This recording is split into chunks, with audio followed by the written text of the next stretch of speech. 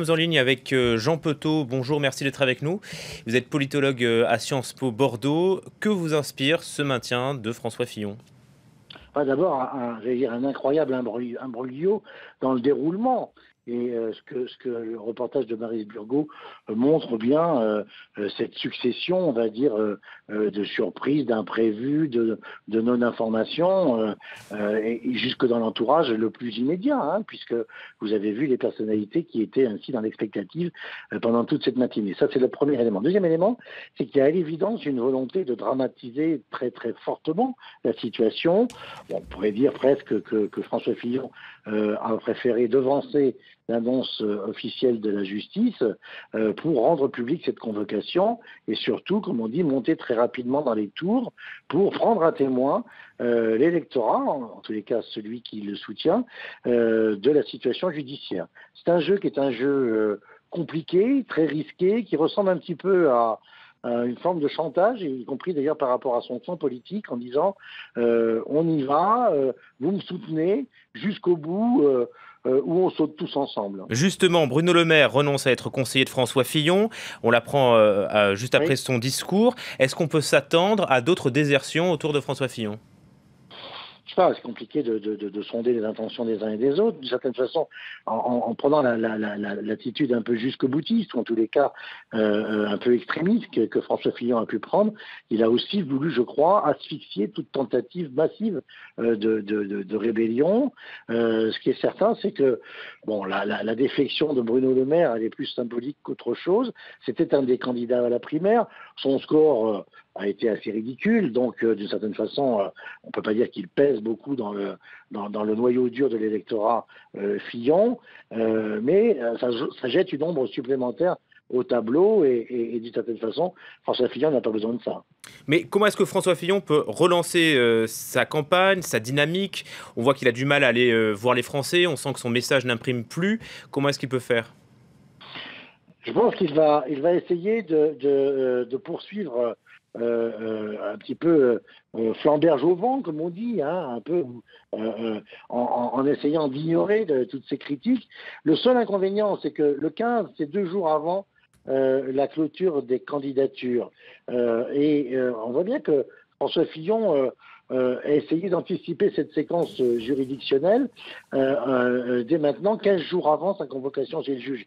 Mais imaginez qu'entre le 15 ou le 17 mars et puis le 31 mars, il y ait, j'allais dire, d'autres événements qui soient toujours liés à cette affaire, hein, et qui, d'une certaine façon, mettent en cause cette fois-ci plus l'entourage qu'autre chose.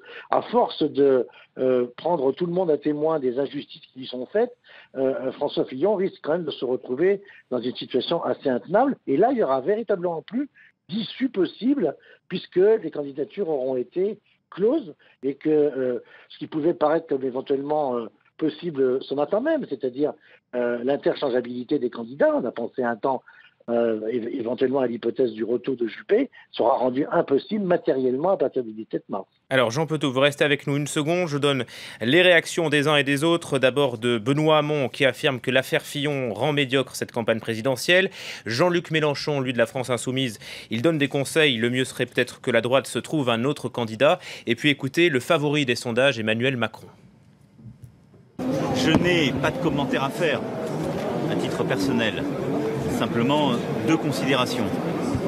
La première, c'est que pour ce qui relève du domaine judiciaire, puisqu'il y en a bien un, cela concerne François Fillon et ses juges.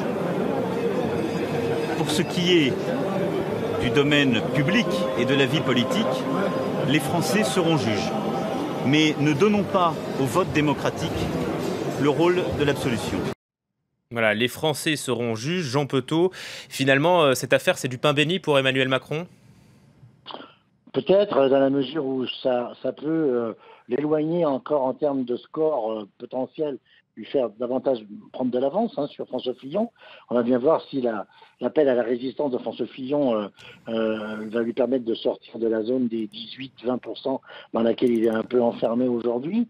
Ce que je voulais aussi montrer peut-être, c'est que vous voyez juste derrière Emmanuel Macron, à sa droite, il y avait Jean Arthuis, qui a été une personnalité importante de la droite et du centre, et qui est un élu d'ailleurs assez voisin de la Sarthe, puisqu'il est élu en Mayenne, Jean Arthuis.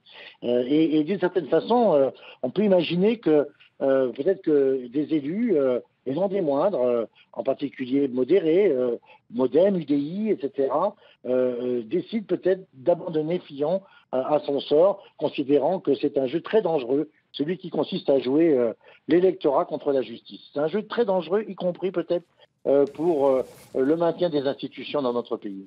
Merci beaucoup Jean Petot pour votre intervention sur France 24. Je rappelle que vous êtes politologue à Sciences Po Bordeaux.